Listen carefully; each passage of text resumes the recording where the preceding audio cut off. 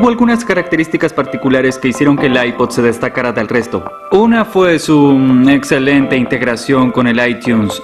Lo que Apple pudo lograr fue un nivel de integración absoluto con un software que casi nadie fue capaz de concebir. Desde el primer momento en que apareció el iPod, no era el mejor reproductor de música, es decir, no era el de mayor capacidad de almacenamiento ni el más económico, pero era la expresión de moda, era una pieza de joyería, era hermoso. Se pueden tener muchas canciones en un dispositivo, pero es inútil si no se puede hallar lo que se busca. Los dispositivos de la competencia permitían búsquedas por cantante y por álbum, pero no por canción. Uno tenía que hacer clic, clic, clic varias veces para recorrer la lista, y al tener más de 5000 canciones no funciona. Con el iPod uno comenzaba a desplazarse, luego aceleraba, y eso era como si la cabeza fuera a estallar. Pero lo más importante era que el iPod tenía una banda de fieles seguidores de Mac hambrientos por poseerlo. Apple empezó con una ventaja que casi ninguna otra marca tenía: una increíble cantidad de fieles usuarios de culto. Así que cuando el iPod salió, fue aceptado con entusiasmo por ese grupo. Fue una razón fantástica para introducir la marca a sus amigos o a los que quisieran. Algunas veces los dispositivos con tecnología se quedan solo en eso y no avanzan. Así que desde el comienzo, los que adoptaron el iPod fueron estos fieles seguidores de Mac. Y en ese grupo había otras comunidades influyentes que ayudaron a iniciar las conversaciones y que se convirtieron en lo que yo llamo creativos culturales. Si un producto ha encendido el interés en la moda, en los autos, la música, en los deportes, es decir, en muchas áreas, se produce un gran impulso y una avalancha de motivaciones dentro del grupo que convoca esa área. Y eso fue lo que sucedió con el iPod. En los 2 primeros meses de venta, el iPod llega a las manos y oídos de 125,000 de los mejores creadores de tendencias en el mundo. Pero fue un puro golpe de suerte el que hizo que el resto lo notara. Cuando surgió el iPod, solo era para los seguidores de Macintosh. Los más jóvenes y la gente común comenzaron a ver por primera vez a esos auriculares blancos. Eran blancos, a ninguna empresa le había importado antes el color de estos auriculares. Pero de pronto eso se convirtió en un símbolo y la gente preguntó, ¿qué es eso? Hicieron los auriculares blancos porque el reproductor era blanco. Evidentemente querían mantener la coherencia del color, pero terminó siendo un brillante artículo de marketing porque publicitaba un reproductor que normalmente se llevaba oculto en un bolsillo o en el bolso y que era invisible, pero que lo hacía muy visible. Uno camina por la calle y ve a una persona que luce fantástica con un accesorio nunca visto antes.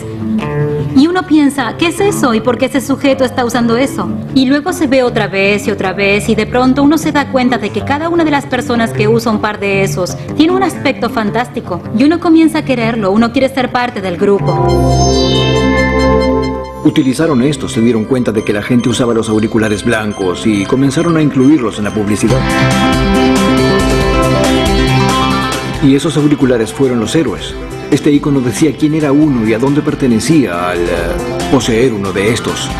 Con el iPod, el mensaje que iba de boca en boca no provenía solamente de la empresa, sino de aquel pintoresco disc jockey que lo usaba en una fiesta, del diseñador de moda que diseñaba una línea de accesorios para el iPod. Y eso era lo que le daba su legitimidad. Al percibir su creciente popularidad, los medios se adhieren a la causa y convierten a este pequeño dispositivo en noticia de primera plana. Las noticias sobre las listas de canciones de celebridades agregaban más alboroto a la creciente locura del iPod. Se espera que las ventas de reproductores digitales alcancen la marca tope de 10 millones este año, pero el que impone la tendencia es el iPod con sus pequeños auriculares blancos. Steve se dio cuenta de que Apple ya no sería una empresa de computación, sino de medios de comunicación y difusión. Él dijo que el iPod iba a producir más del 50% de las ganancias. Este era el motor que lo llevaría al éxito. Luego de 1 año y medio de ventas, la creciente cantidad de pequeños auriculares había llegado a la increíble suma de 1 millón. El fenómeno del iPod había nacido, pero lo que Steve Jobs iba a lanzar luego cambiaría la industria de la música para siempre. Mientras continuaba la escalada en las ventas de los iPods, Steve Jobs enfocó su atención en la venta de música digital. Con el gigante de los MP3, Napster, fuera de juego, la industria discográfica peleaba por encontrar una forma de vender música en línea.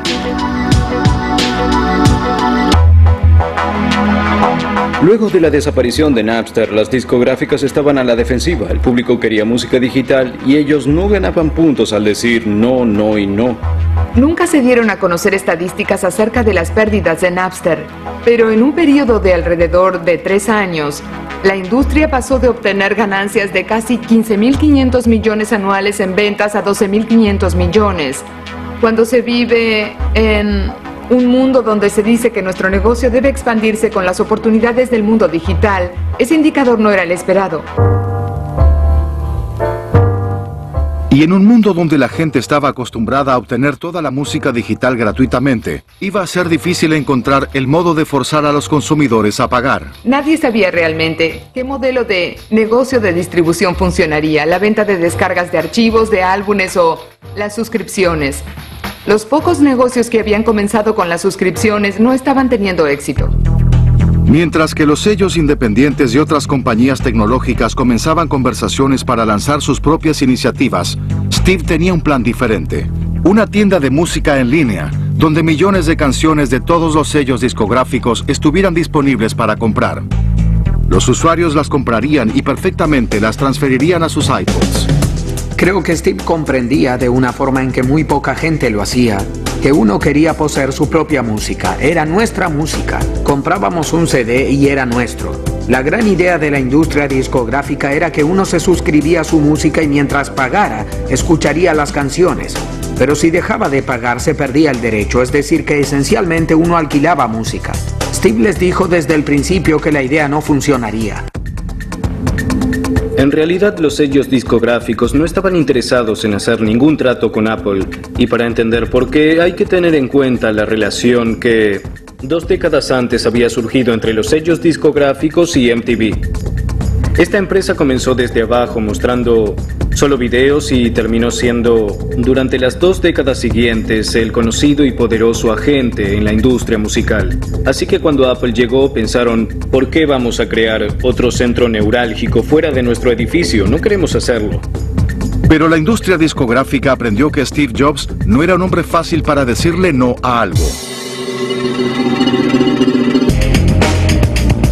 Creo que su intensidad y carisma y la venta de este dispositivo era importante. Él era un evangelizador como no lo había sido ninguna de las otras empresas tecnológicas. Microsoft mandaba a los sujetos principales a reunirse con los músicos. No hay muchos presidentes de empresas de la computación con los cuales los artistas puedan o quieran sentarse a hablar, pero la gente de Steve quería reunirse con ellos.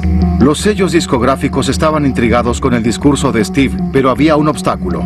Él quería vender canciones a 99 centavos de dólar cada una, mientras algunos sellos y sus artistas lo demandan por vender álbumes completos. Steve se preocupaba tanto por la industria discográfica y por adquirir los derechos que volaba a Burbank todo el tiempo para hablar con los ejecutivos de la industria discográfica. Se convirtió en un usuario regular de Southwest Airlines. Steve tenía la personalidad, el carisma y el nombre para convencer a gente que nadie más podía convencer. Así logró hablar con Dr. Dre, un conocido cantante de rap, y convencerlo de que descargara sus canciones con el iPod y con el iTunes. No era que las compañías discográficas pensaran que Steve tenía el modelo para vender canciones, sino que Steve creía tener el modelo. Y lo que les dijo fue, quiero hacer esto, y la única forma en que deseo hacerlo es con la autorización de ustedes para separar los álbumes. Los de YouTube dijeron, no, nosotros creamos álbumes conceptuales y queremos que se vendan así. Y literalmente Steve y Bono y The Edge pasaron mucho tiempo juntos y Steve los convenció para que probaran la idea. Y finalmente, Bono y YouTube fueron los mejores en producir ventas de iPods. Los Beatles no lo hicieron. Se convirtieron en una continua broma para todos nosotros.